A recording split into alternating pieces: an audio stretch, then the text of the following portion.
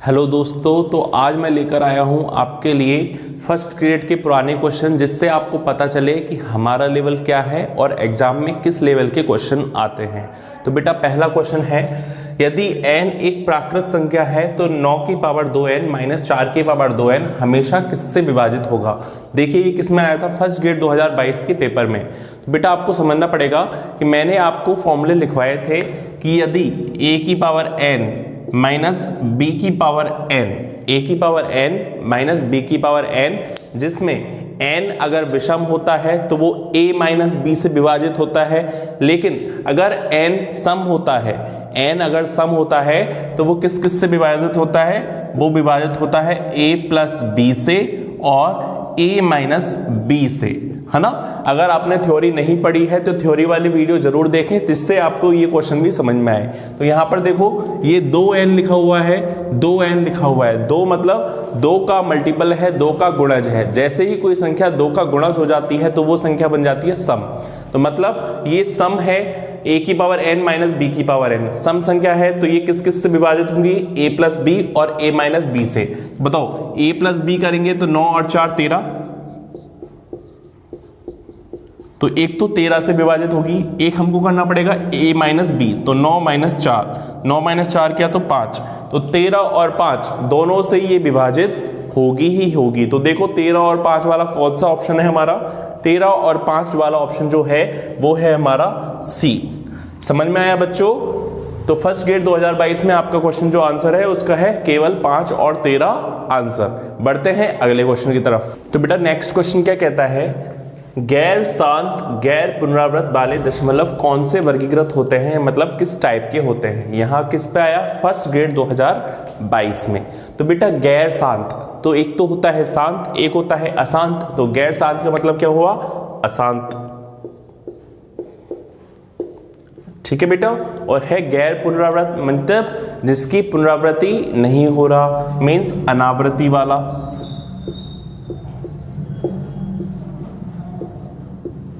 ठीक है, मतलब अशांत और अनावृत्ति, अशांत और अनावृत्ति मतलब ऐसा कोई नंबर जिसमें शांत भी नहीं हो रहा, मतलब खत्म भी नहीं हो रहा, और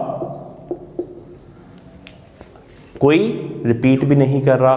तो बताओ ऐसा कोई नंबर हो जाएगा जिसमें कोई खत्म भी नहीं हो रहा, मतलब डॉट डॉट डॉट चल रहा है, और कोई संख्या रिपीट भी नहीं हो रही। तो बताइए ऐसी संख्या जो है वो कौन सी संख्या हो गई।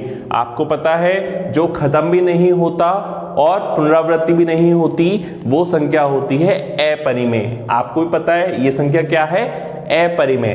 तो अशांत और अनावृत्ति वाली संख्या जो होती है वो तो होती है अपरिमेय। तो हमारा आंसर जो हो जाएगा बेटा अपरिमेय। समझ में आया। बढ़ते हैं अगले क्वेश्चन की तरफ। तो बेटा अगला क्वेश्चन है 27720 संख्या के विभिन्न अभाज्य भाजकों की संख्या क्या है।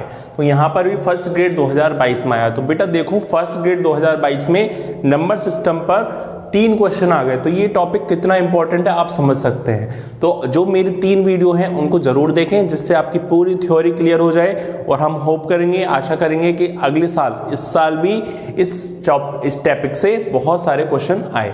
तो यहाँ पर हमारे सामने है 27720। तो आपको 27720 का अभाज्य गुणनखंड करना पड़ेगा। तो 2 का भाग दिया, 2 का भाग दिया, 2 एकम 2, 2 तिया 6, 2 अट्ठे 16, 2 छिक्की 12, 0। 2 का भाग दिया, 2 छिक्की 12, 2 नाम 18, 2 तिया 6, 0। 2 का दिया, 2 तिया 6, 2 चक्कू 8, 2 छिक्की 12, 2 पंजो 10। ठीक है, अब 2 का नहीं जाएगा, अब जाएगा 3 का। 3 और 4 7, 7 6 13, 13 और 5 18। 3 का जाएगा, 3 एकम 3, 3 एकम 3, 3 पंजो 15, 3 पंजो 15। वापस से देखिए 5 5 10, 3 का जाएगा, 3 तिया 9, 3 अट्ठे 24, 3 पंजो 15। वापस से देखें 5 8 13, 13 3 16। अब बेटा नहीं जा रहा, अब किसका जाएगा, 5 का। 5 का डिवाइड देके देखें, 5 सत्ते 35 और 5 सत्ते 35। अब किसका जाएगा, 7 का 11 बार। अब किसका जाएगा, 11 एक बार। तो यहां पर 27720 जो है वो क्या हो गया, 2 की पावर तो 3 हो गई,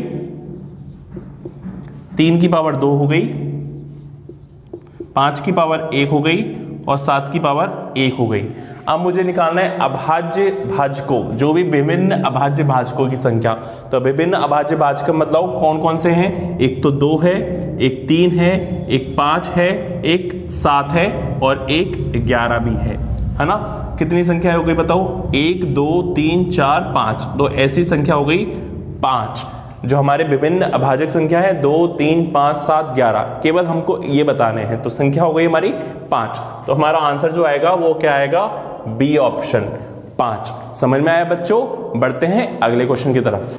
तो बेटा अगला क्वेश्चन है हमारा 100 से कम अभाज्य संख्याओं की संख्या बताइए। तो 100 से जितनी भी कम अभाज्य संख्या है वो हमको नंबर्स बताने हैं, कितनी काउंटिंग में आ रहे हैं। ये कब आया? फर्स्ट ग्रेड 2013 में। तो 19 आते हैं, 23 आते हैं, 24 आते हैं, 25 आते हैं। तो आपको बेटा सारी संख्याएं लिखनी पड़ेगी। लिखें एक बार। ये हुए 2 3 5 7 11 13 17 19 23 29 31 37 41 43 47 53 59 61 67 71 73 79 83 89 और 97। ये हमारे सारी के सारी 100 से कम जो है वो अभाज्य संख्या है। अब हम इनको काउंट कर लेंगे कितने हैं। तो काउंट करो 1 2 3 4 5 6 7 8 9 10 11 12 13 14 15 16 17 18 19 20 21 22 23 24 25। तो आपने देखा बेटा 25 संख्याएं हैं। आप यहाँ पर 25 पे टिक कर लें। ठीक है। आपको ऐसा लगेगा सर हर बार लिखना पड़ेगा क्या? बेटा हर बार तो लिखना नहीं पड़ेगा, क्योंकि वो क्वेश्चन जब तक 100 तक ही पूछेगा। 100 से कम 50 भी पूछ सकता है, 70 भी पूछ सकता है, तो आप इतना लिख सकते हैं। लेकिन अगर मान लो एक और बार क्वेश्चन आ जाता है कि 100 से कम अभाज्य संख्याओं को बताइए, तो आपने मेरी वीडियो देख रखी है तो आपको बार बार में लिखने की जरूरत नहीं पड़ेगी। आपको पता है 100 से कम कितने हैं? 25। तो आप 25 कर सकते हैं। बढ़ते हैं अगले क्वेश्चन की तरफ। तो बेटा अगला क्वेश्चन है हमारा, यदि a 2 अंकों की एक संख्या है, अभाज्य संख्या है, इस प्रकार के अंकों को आपस में बदलने पर एक अभाज्य संख्या b प्राप्त होती है। मतलब अगर कोई संख्या है जो 2 अंकों की है, अगर उनकी संख्या को बदल दिया जाए, ऐसे मान लो 45 है तो 4 आगे 5 पीछे, तो 5 अगर आगे आ जाता है तो वो संख्या बन जाती है 54। तो यहाँ पर वो दोनों संख्याएं क्या होती है? अभाज्य। AB और BA दोनों को क्या बोलते हैं? अभाज्य। यहाँ पे बताया गया है कि जो पहली वाली संख्या है उसको बड़ा मानना है और B को छोटा मानना है। तो बड़े में से छोटे को घटाएंगे तो ये आएगा 36। तो बेटा मैं इस क्वेश्चन को इक्वेशन बना के भी सॉल्व कर सकता हूँ, जैसे कि और टीचर करते हैं। लेकिन मुझे पता है आपको मैथ्स में ज़्यादा इंटरेस्ट नहीं है, तो आप चाहते हैं कि कोई भी एक ऐसा तरीका हो जिससे हम पेपर में एटलीस्ट क्वेश्चन कर सकें। इक्वेशन बना के करूंगा तो हर बच्चा नहीं कर पाएगा। तो मैं आपको बहुत सीधा सा तरीका बता रहा हूं बेटा। आपको पता है कि 2 अंकों की अभाज्य संख्या है, जिनको मैं उल्टा सीधा करूं तो दोनों क्या है? अभाज्य संख्या ही बनती है। तो हमको देखना है 2 अंकों की। यहां पर 2 अंकों की कौन सी है बेटा? 11 है। 11 को मैं उल्टा करूंगा तो 11 तो नहीं लेना। 13 को उल्टा करूंगा तो कितना बन रहा है? 31। तो 13 और 31 बन रहा है क्या? तो बेटा 13 और 31 एक पेयर हो गया। 13 और 31। अगला देखो 17 और 71 है क्या? बिल्कुल। तो 17 और 71 भी एक पेयर हो गया। 19 और 91 पेयर नहीं है। 23 और 32 पेयर नहीं है। 29 और 92 भी पेयर नहीं है। 37 और 73, तो बेटा 37 और 73 है। 37 को उल्टा करता हूं तो 73 ही तो बनता है। तो 37 और 73 है या नहीं है? 41 14 नहीं है। 43 34 नहीं है। 47 74 भी नहीं है। 53 35 भी नहीं है। 59 95 भी नहीं है। 61 16 भी नहीं है। 67 76 भी नहीं है। 79 और 97 भी एक पेयर है। ठीक है। तो 79 और 97 ये भी क्या है? हमारा जोड़ा है। और 83 और 89 नहीं है। तो बेटा अब पहली कंडीशन तो आ गई कि संख्याओं को बदलने पर ये क्या होनी चाहिए? अभाज्य। मतलब 13 का अगर 3 अंक इधर आ जाएगा तो 31, ये भी अभाज्य है। 17 का इधर आ जाएगा तो 71, 37 73 79 97 ये क्या है? हमारे अभाज्य संख्या हो गई। अब अगर एक में से दूसरे को घटाऊंगा तो 36 आना चाहिए। दूसरी कंडीशन भी तो लगनी चाहिए बेटा। अगर पहले में से दूसरे को घटाऊंगा, बड़े में से छोटे को घटाऊंगा तो कितना आना चाहिए 36। तो 31 में से 13 को घटाऊंगा तो 36 नहीं आ रहा। ठीक है, 71 में से 17 को माइनस करते हैं, नहीं आ रहा। 37 में से 73 में से 37 को अगर माइनस करते हैं तो बेटा कितना आता है 36। आता ही नहीं आता। और 97 में से 79 को मैं माइनस करता हूं तो भी हमारा 36 नहीं आ रहा। मीन्स हमको पता चल गया जो हमारे जोड़े हैं वो है 37 और 73। तो बड़ा वाला तो हमारा हो गया 73 और छोटा वाला हो गया हमारा 37। दोनों को घटाने पर कितना आता है बेटा 36। अब वो कह रहा है a प्लस बी क्या होगा, तो दोनों को जोड़ दो, 3 और 7 10 और 3 और 7 10 और 1 11, तो नंबर आएगा बेटा 110। तो 110 वाला हमारा आंसर हो जाएगा। मैं वापस से एक्सप्लेन कर देता हूं। क्वेश्चन क्या कहता है कि 2 अंकों की ऐसी संख्या है अभाज्य संख्या जिनको मैं उल्टा करता हूं तो भी क्या है अभाज्य। तो मैंने क्या किया, 2 अंकों की अभाज्य संख्या लिख दी है ना, 2 अंकों की अभाज्य संख्या लिख दी। अब मैंने एक एक को देखा कि किसका पेयर, जैसे 13 है तो इसको उल्टा करके देखा, 31 भी क्या अभाज्य संख्या है तो 31 है। तो ऐसे मेरे पास 4 जोड़े आ गए जिनकी जोड़ अगर उल्टा करता हूं तो अभाज्य संख्या बन जाती है। अब मैंने दूसरी कंडीशन लगाई कि बड़े में से छोटे को घटाने पर 36 आना चाहिए। तो मैंने सबको घटा के देखा तो केवल पाया कि 37 और 73 ही एक ऐसे पेयर है जिनको घटाने पर 36 आता है। तो ये हमारा आंसर हो गया, ए हमारा 73 हो गया, बी बराबर हो गया हमारा 37। अब वो कह रहा है ए प्लस बी बताइए, तो दोनों को मुझे जोड़ना पड़ेगा। 73 और 37 को मैंने जोड़ा तो कितना आ गया 110। तो हमारा 110 आंसर आ गया। बढ़ते हैं अगले सवाल की तरफ। तो बेटा नेक्स्ट क्वेश्चन है, परिमेय संख्या का दशमलव निरूपण नहीं हो सकता। बेटा ये क्वेश्चन कितनी बार आ गया, अभी में ये तीसरी बार आ गया कि आपको परिमेय संख्या का निरूपण दशमलव रूप में, दशमलव भाग में कैसे करना है। तो बेटा परिमेय संख्या का जो निरूपण है वो शांत होता है क्या, बिल्कुल होता है। शांत जो संख्याएं होती है वो परिमेय संख्या होती है। अनवसानी मीन्स यही होगा, अशांत होता है क्या, अशांत भी होता है बेटा, लेकिन इसके बारे में कुछ बोल नहीं रखा तो अशांत तो होता है। अब वो कह रहा है अशांत लेकिन आवृत्ति वाले। अब मान लो कोई खत्म नहीं हो रहा है लेकिन आवृत्ति वाले, अगर कोई खत्म नहीं हो रहा है, डॉट डॉट डॉट चल रहा है, मतलब 0.3333 ये वाला, तो बताओ ये भी परिमेय संख्या है, ये भी परिमेय संख्या है, लेकिन वो कह रहा है खत्म भी नहीं हो रहा और अनावृत्ति मीन्स 1.01 001 001 डॉट डॉट डॉट। तो बताओ ये यहां पर खत्म भी नहीं हो रहा और आवृत्ति भी नहीं हो रही, इसका मतलब क्या ये परिमेय संख्या है? ये बिल्कुल भी परिमेय संख्या नहीं है। तो हमसे तो क्या पूछ रहा है, परिमेय संख्या। तो हमारा ऑप्शन हो गया चौथा वाला, क्योंकि वो पूछ रहा है नहीं हो सकता। समझ में आया बच्चों? तो आप देख सकते हैं ये वाली चीज जो है वो कितनी इंपॉर्टेंट है।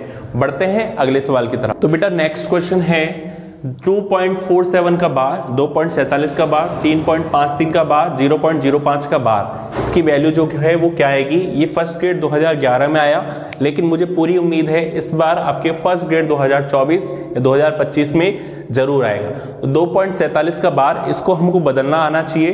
तो बेटा 2.47 का बार कितना होता है आपको पता है। सबसे पहले मैंने बताया था कि आप पूरा नंबर लिख दो, 247 लिख दिया, उसमें से वो नंबर घटा दो जिस पर बार नहीं है। तो बेटा मैंने क्या घटा दिया, 2 घटा दिया। अब उतनी बार 9 लगा दो जितनी बार डिजिट है बार पे, पॉइंट पे बार। तो यहाँ पे 99 लगा दिया, ये हो गया आपका 245/99। नेक्स्ट है 3.53 का बार, मैंने लिखा 353, उसमें से मैं क्या घटा दूंगा जिस पर बार नहीं है 3, और उतनी बार 9 लगा दूंगा जितनी बार बार लगा हुआ है। तो 9 9 ये हो जाएगा 350/9 99। अगला है आपका 0.05 का बार। तो बेटा मैंने नंबर लिख दिया 5, उसमें से मैं वो घटाऊंगा जिस पर बार नहीं है। तो 0 नहीं है तो 0/99, तो ये हो गया आपका 5/99।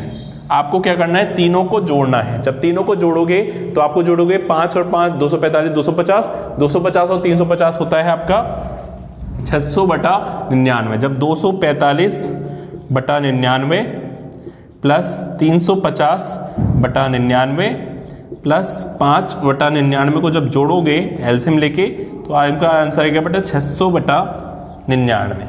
600/99, लेकिन हमको ऑप्शन में 600/99 तो नहीं दिया हुआ, तो हम क्या करें, इनको भी बदल लेते हैं फटाफट। तो ये है 0.06, 0.06 को बदलना है क्या, बदलने की जरूरत ही नहीं है, वैसे का वैसे रहेगा।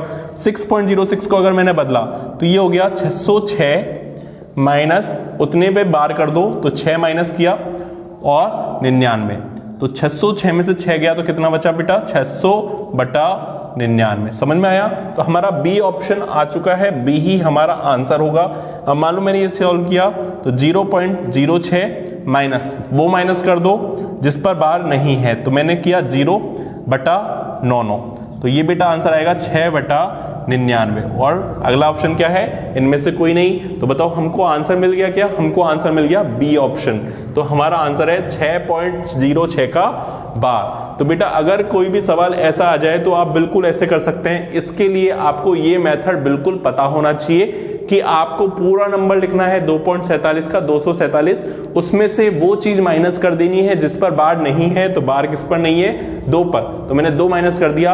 अब उतनी बार 9 लिख देना है जितने बार लगे हुए हैं, तो 2 डिजिट पे 9 बार लगे हुए हैं, मतलब 2 बार आपको 9 लिखने हैं। समझ में आया? तो ये हो जाएगा 245/99, सबको जोड़ा तो 600/99। समझ में आया? बढ़ते हैं अगले सवाल की तरफ। तो बेटा अगला सवाल है, एक अनुपात रहित संख्या का दशमलव स्वरूप होगा। तो यहाँ पर बेटा बहुत सीधी सी चीज है, लेकिन थोड़ा सा घुमाया हुआ है, लैंग्वेज का फर्क है। तो सबसे पहले आपको पता होना चाहिए अनुपात रहित, अनुपात रहित तो हमने संख्या पढ़ी ही नहीं, तो अनुपात वाली तो होती है परिमेय, अनुपात रहित वाली होती है अपरिमेय। तो जो वो पूछ रहा है वो अपरिमेय संख्या का पूछ रहा है कि अपरिमेय संख्या का दशमलव स्वरूप क्या होगा। तो बेटा अभी अभी में हमने देख लिया 4 से 5 सवाल आ गए यही वाले दशमलव स्वरूप वाले। तो मैं आपके लिए एक चीज बता देता हूं, परिमेय में क्या होता है, परिमेय में क्या होता है, एक तो होता है शांत, अगर अशांत होगा तो वो होगा पुनरावृत्ति, और अगर अपरिमेय होगा तो उसमें अशांत होगा और अनावृत्ति होगा, मतलब गैर पुनरावृत्ति होगा। ठीक है, तो ये आपको याद कर लेना है कि परिमेय है तो शांत होगा, अगर अशांत होगा तो क्या होगा, पुनरावृत्ति, अगर अपरिमेय है तो अशांत भी होगा और गैर पुनरावृत्ति भी होगा। तो सबसे पहले देखो अंतरहित, अंतरहित मतलब जिसका अंत नहीं हो रहा, जिसका अंत नहीं हो रहा, अंत नहीं हो रहा मतलब अशांत होना चाहिए, तो यहां पर अशांत है, बिल्कुल सही है। और पुनरावृत्ति युक्त, युक्त एक बेटा होता है रहित, एक होता है युक्त, तो जिसमें पुनरावृत्ति हो रही है, तो अशांत और पुनरावृत्ति नहीं बेटा गैर पुनरावृत्ति होती है, वो गलत हो गया। अगला है अंतयुक्त, अंतयुक्त मतलब शांत होता है। तो बताइए अपरिमेय शांत होता है क्या, शांत नहीं होता, वो होता है अशांत, तो बी ऑप्शन तो वैसे गलत। अगला है अंतरहित, अंतरहित मतलब जिसका अंत नहीं हो रहा, मतलब अशांत, तो अशांत बिल्कुल सही है। पुनरावृत्ति रहित, रहित मतलब जिसकी पुनरावृत्ति भी नहीं हो रही है, मतलब गैर पुनरावृत्ति, तो ये भी हो गया और ये भी हो गया, तो मतलब सी ऑप्शन हमको बिल्कुल सही मिल गया। तो हमारा आंसर आ जाएगा बेटा सी। अगला है अंतयुक्त, मतलब जिसका अंत हो जाता है, मतलब शांत, लेकिन हमारा आंसर क्या है, अशांत। समझ में आया बेटा? तो आप देख सकते हैं ये कितनी इंपॉर्टेंट चीज है, कितने सारे क्वेश्चन आए हैं। अब हम पढ़ेंगे अगले टॉपिक पर अगली वीडियो में, जब तक पढ़ते रहिए, बढ़ते रहिए, बाय बाय।